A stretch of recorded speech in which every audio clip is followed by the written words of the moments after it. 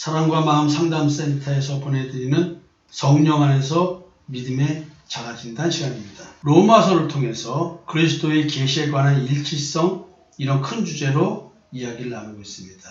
바울이 고백하는 신앙 고백을 통해서 내 신앙 고백과의 일치성을 좀 살펴보면서 바울의 관점에서 나의 신앙을 좀 점검해보고자 하는 것입니다. 화요일, 수요일에 이어서 오늘도 로마서 7장 14절부터 계속 또 이어서 얘기하는 것입니다. 본문은 낭독하지 않겠습니다. 여러분, 율법은 인정 사정 없이 기준을 어기면 죄를 범했다고 정죄합니다. 그래서 율법은 선한 것입니다. 율법이 만약에 양심에 내면화되고 내재화되어 있다고 한다면 내 양심에서 내가 너 율법을 어겼어 그래도 돼 라고 하는 재판 결과가 떠오르겠죠. 양심이 재판관이 돼서 나로 하여금 너 이래도 돼? 너가 하나님을 믿는다고 하면서 이래도 돼? 그러지 말아야지. 똑바로 살아야 되는 거 아니야? 바르게 살려고 노력하는 사람들은 너무나 작은 부분에서도 양심이 민감하게 작용하기 때문에 잠 못 이루는 경우도 굉장히 많습니다.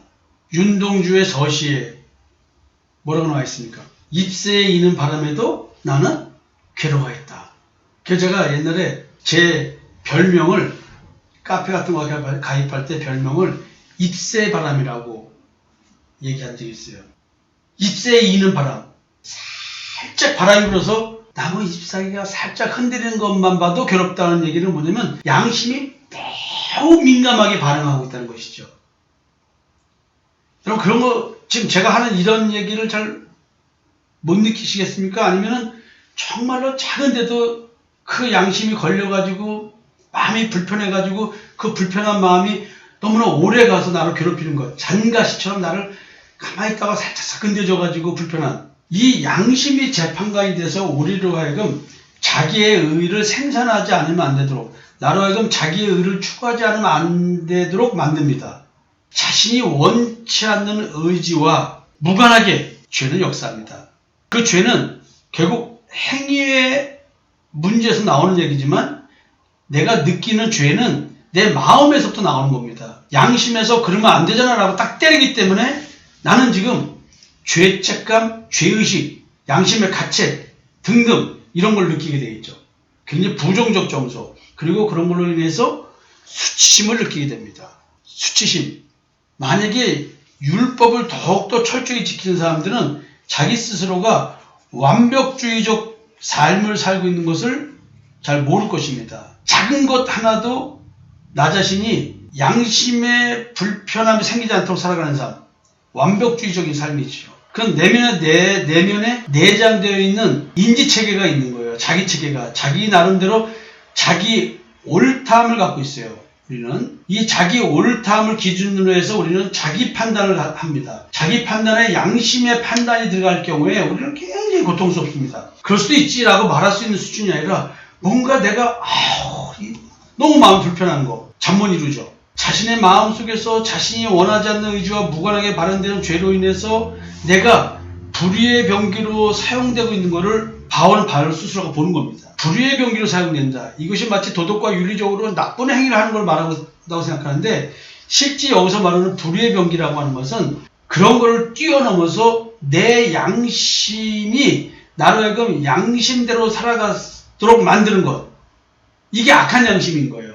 자기 의를 추구하라. 이게 양심의 악인 거야. 그냥 불의의 병기라고 하는 건 사실은 근본적으로 자기 의를 생산하고 있는 나를 말하는 거예요. 그냥 믿음의 의와 자기의 의가 분별되지 않으면 바울의 이 신앙 고백을 제대로 이해할 수가 없습니다. 바울이 이런 고백을 하는 것은 자기 자신에 대한 책임 회피가 아닙니다. 뭐 내가 그런 게 아니야. 난 죄 씌워서 그랬어. 죄가 그런 거지 내가 그래? 이런 식으로 책임 회피를 하는 게 아니에요. 내 자신 속에 실존하는 죄의 활동에 대한 지금 인식을 언급하고 있는 거예요. 내 마음속에서 죄가 이렇게 움직이고 나를 지배하고 있구나. 이걸 보는 거예요. 근데 이게 깊이 깨달으면 깨달을수록 너무나 고통스러운 것을 발견하는 거죠. 바울은 인간 개개인에게 내재된 원죄로서의 깊이 뿌리 박힌 죄를 지금 발견하고 있습니다. 이게 혼돈과 공허와 깊은 흑암에 둘러싸인 땅, 그 우리 마음에 대한 얘기를 좀 하고 있는 거예요.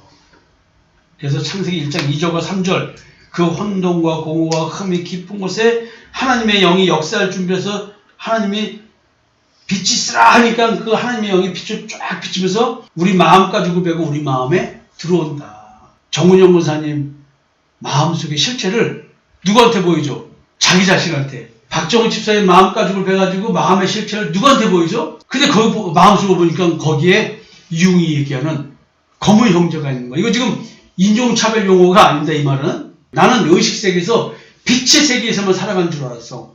나는 늘 하나님 앞에서 바르게 살려고 노력해서 선과 악을 내 스스로가 선을 판단해서 선하게 살려고 노력을 했다고. 그랬더니 이게 문두병 환자를 만들어서 내가 죄에 대한 감각이 없게 만들어버렸네. 그리고 나는 오늘도 나 자신을 못 보고 남의 눈에 있는 들보를 빼겠다고 계속 남을 손가락질하고 그러고 있네. 야, 바울이 이런 걸 또 깨달은 거예요. 그렇게 살아가고 있었던 나, 이게 흑암이고 어둠이었어. 야, 그러니까 바울이 그 어마어마한 고백을 하는 거예요. 어두운데 빛이 빛이라 말씀하셨던 하나님께서 예수 그리스도의 얼굴에 있는 하나님의 영광을 아는 빛을 우리 마음에 비추느니라. 바울의 이 엄청난 고백. 모세도 할례는 어디 하라고 했어요? 마음에 하라고 한 거야. 그 행위의 할례를 통해서 마음 할례를 보라는 것인데, 행위 할례가 그렇게 고통스러워서 십보라가, 모세의 아내 십보라가 자기 아기들 뾰족한 돌로 쪼아가지고 양피를 베려서 던지면서 뭐라 했어요? 당신은 내게 피난필이라 하면서 그 애기들 그 고추 그 살 덮은 거 잘라낸 그 껍데기를 던지면서 욕한 거 아니야, 남편한테. 박수님 안 그럴 것 같아요? 뭐야, 김광수 여보 이거 아니야, 김광수 이 인간아 이럴 수도 있고, 정무사님 어떻게 이런 모습은 안 그럴 것 같아요? 욕할 것 같죠, 그죠? 이게 지금 십보라가 한 행위가 우리 애기 엄마들은 다 그럴 것 같아. 요단강을 건넌다, 홍해바다를 건넌다, 양피를 베는 고통, 이런 것들이 전부 다 뭐냐면 만물 가죽을 벤다. 그래서 검은 형제인 내 마음속에 왕노탄 죄의 실체를 보고 경험하고 느끼는 것을 모르다가 그렇게 됐을 때 그 고통이 어마어마하다는 거예요. 이게 십자가의 죽음으로 표현되는 것입니다. 성도는 영적인 존재로 변한 겁니다. 그렇지만 영적인 존재로 변했지만 육신은 죄를 이길 수 없는 이중적 존재임을 깨닫는 거예요. 베드로가 육체의 더러운 것을 제하여 버림이 아니요 선한 양심이 하나님을 찾아가는 강구라, 이걸 세례라고 표현한 거예요. 이 이중적 존재를, 세례받은 자는 자기가 이렇게 이중적인 존재를 깨닫는 거야. 느끼고 또 분별하게 돼 있어요. 여러분들이 마치 믿으면은 전혀 마음의 요동 없이 막 그런 줄 아는데 그렇지 않습니다. 더 깊은 요동 속에서 살아가게 되는데 더 큰 미혹이 오는데, 여러분 영혼의 다시란 말을 여러분들에게 말씀드렸죠? 소망, 나를 바라보지 않고 그리스도를 바라보는 소망, 자기의 의를 추구하는 것이 아니라 믿음의 의를 추구하는 것이라는 이 소망, 이 믿음 속에서의 이 소망이 내 영혼을 흔들리지 않는 에모스인데 마음의 안식을 준다는 거 아닙니까? 그 어떤 경우도 흔들리지 않는 영혼의 닭, 이게 소망인 거예요. 그런 존재임을 깨닫는 순간들이 오늘도 이어지고 있고요. 그렇지만 이제 마음의 불편함이 없는 거예요. 안식 속에서 우리가 그런 걸 분별하고 가는 거예요. 십자가에 완전히 죽어 믿음의 안식을 얻을 때까지 우리는 마음가죽을 메고 내 마음속에 내가 사망의 존재라고 하는 회칠한 무덤이라고 하는 사실을 보고 느끼고 고통스럽게 십자가에 죽어가는 것입니다. 이것이, 이 고통이 십자가의 죽음의 길이에요. 믿음이 생겼을 때만이 이 고통에서 벗어나는 거예요. 그래서 믿는 우리는 저 안식에 들어가도다. 예수 그리스도의 십자가의 대속의 은총이 믿어져야 안식을 누릴 수 있는 조건을 갖추게 됩니다. 우리가 이런 십자가에 죽어가는 고통, 이런 것들을 인정하지 않고 느끼지 않고 깨닫지 않으려고 할 때 우리의 신앙은 해기적 신앙으로 계속해서 끌려갈 수밖에 없고 미혹에 빠진 신앙생활을 할 수밖에 없습니다. 외식 부리는 자, 외식하는 바리새인과 서기관들이 이런 얘기 하잖아요. 이 외식 부리는 자들, 행위적 신앙생활하는 자들, 이런 사람들이 자신의 잘못을 죄로 합리화하면서 그래 나 쉬어서 그래 아유 하면서 책임지려고 하지 않아요. 자꾸 그런 말을 역이용을 하면서 자기를 합리화시켜버려요.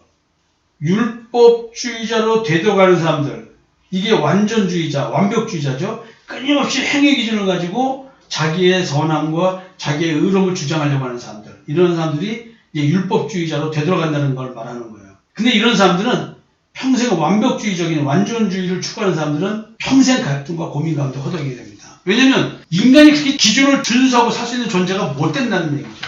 사도 바울은 이런 자기 존재라는 걸 깨달으면서 마음의 법과 죄의 법에 대한 얘기를 하는 거예요. 속사람이 가지고 있는 선을 행하고자 하는 의지를 일으키는 거룩한 원리나 힘이 있는데 이게 마음의 법이고 하나님의 법이고 죄가 역사하는 원리 또는 죄의 세력이 역사하는 것을 죄의 법이라고 말을 하고 있어요. 우리의 지체는 반드시 하나님께 드려져야 하는데 성령의 인도함을 받을 때만 의의 병기로 사용됩니다. 오늘도 일용할 양식을 먹어야 되는 이유는 뭐냐면 이런 것 때문에 그런 거예요. 오늘도 죄의 법은 자기 법을 따르라고 나한테 계속 요구하고 있고 내 마음의 법은 따르지 말라고 얘기를 하고 있고 이게 믿음의 굳건함이죠. 오라 나는 공고한 사람이로다 이 사망의 몸에서 누가 나를 건져내랴. 이런 사도 바울의 고백. 먼저 자기 혐오가 생기고 자기 절망이 생깁니다. 하나님의 법과 마음의 법, 이것을 대적하는 죄의 법과의 싸움으로 인한 괴로움을 우리는 이렇게 바울처럼 믿음으로 극복하게 해달라고 절규 어린 기도를 하는 것입니다. 자기 혐오가 생겼잖아요. 자기 절망이 생겼잖아요. 내가 사망의 몸이야. 얼마나 자기 혐오가 생기겠습니까? 나는 공고한 사람이야. 얼마나 자기 절망이 있겠어요. 근데 여기서 소망이 있죠. 누가 나를 건져내라? 예수! 자, 이 얘기를 하는 거예요. 공고한 사람, 자신이 곧 사망의 몸이라는 것을 깨달은 사람, 죄와 사망의 법에서 몸부림칠 수밖에 없는 사람, 이런 자신의 영적 비참함을 겪는 사람, 그래서 현실도 심한 고난을 겪는 사람, 마음의 고난뿐만 아니라 현실의 고난도 있는 사람들, 결국 이 사람들은 자기가 십자가에 죽어가고 있다는 것을 모르고 그냥 고통만 겪을 수도 있어요. 그래서 여러분들 말씀을 제대로 깨달으면 마음의 쉼을 위한 걸어가는 길, 그 길이 십자가의 죽음의 길이라는 것을 깨닫게 됩니다. 빛이 비춰진 마음, 자신의 마음속을 바라본 처절한 고백이 있는 자의 마음입니다. 뿌리 박혀있는 원죄를 깨닫는 마음입니다. 가시덤불과 엉겅퀴 쑥뿌리, 이런 걸 발견하는 거예요. 빛 비추어진 마음을 가진 자는 십자가의 죽음의 연합됨이 무엇인지를 깨닫게 됩니다. 사망의 몸에서 구해줄 자는 오직 예수밖에 없습니다. 십자가의 대속의 언적을 믿으며 우리는 사망의 몸에서 부활한 것처럼 나오게 됩니다. 그리고 하나님의 언약이 바로 뭐예요? 사망의 몸에서 구원해 준다는 거 아니에요. 그래서 우리는 사도 바울 고백처럼 우리 주 예수 그리스도로 말미암아 하나님께 감사하리로다라는 고백을 하게 되는 것입니다. 주님과 함께하는 교회 성도 여러분, 사랑과 마음 상담센터 성도 여러분, 경험되어지는 하루의 삶을 통해서 우리 주 예수 그리스도로 말미암아 하나님께 감사하리로다, 이런 신앙 고백이 있는 하루가 되었으면 좋겠습니다. 감사합니다.